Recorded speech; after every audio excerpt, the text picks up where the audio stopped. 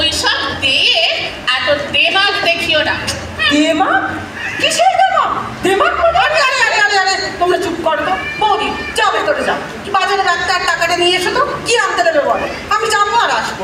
যেটি তুমি চিন্তা করো না, আমি সব কিছু এনে দেবো। আমি যাবো আর আসবো, যার যা দরকার সব এনে দেবো আমি। কোথায় গেলি রে?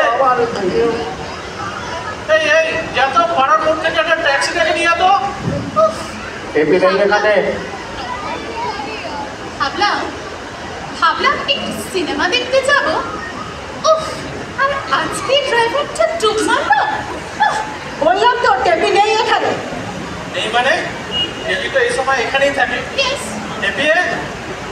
টেপি কোথায় গেলি রে? বিশ্বাস হলো না? বললাম তো টেপি নেই, বিশ্বাস হলো না? কি জানি বাবা, নিজের কাজ করাবে বলে অমনি বলে দিল যে টেপি নেই। এত ছোট মনি, তুই কাজে ফাঁকি দিয়ে ঘুরতে যেতে তোর লজ্জা করে না? আমি কোনো যাইনি গো, আমি তো এখানেই ছিলাম, এই পাড়াতেই ছিলাম। ওই লোকটা এনারাকে খুঁজছিল না, ওনাকেই তো নিয়ে গেছিলাম, কোথাও যাইনি আর।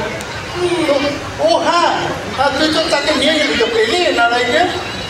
আরে শুধু পাওয়াই যায়নি গো, দারুণ খবরে।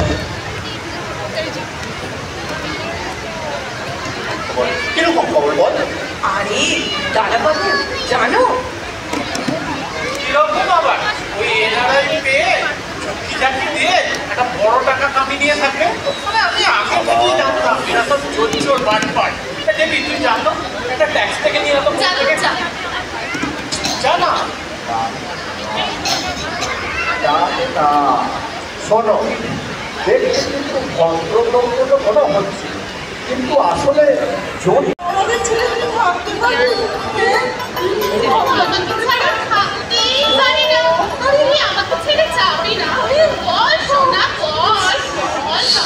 গেছে। আরে বাবা, এখানেও তো দরদের পণ্য বসে দেখছি। হ্যাঁ শুনু, এই যে আপনাদের হ্যান্ডলেস লাইফ লাইন, এ কিন্তু আর থাকছে না এখানে।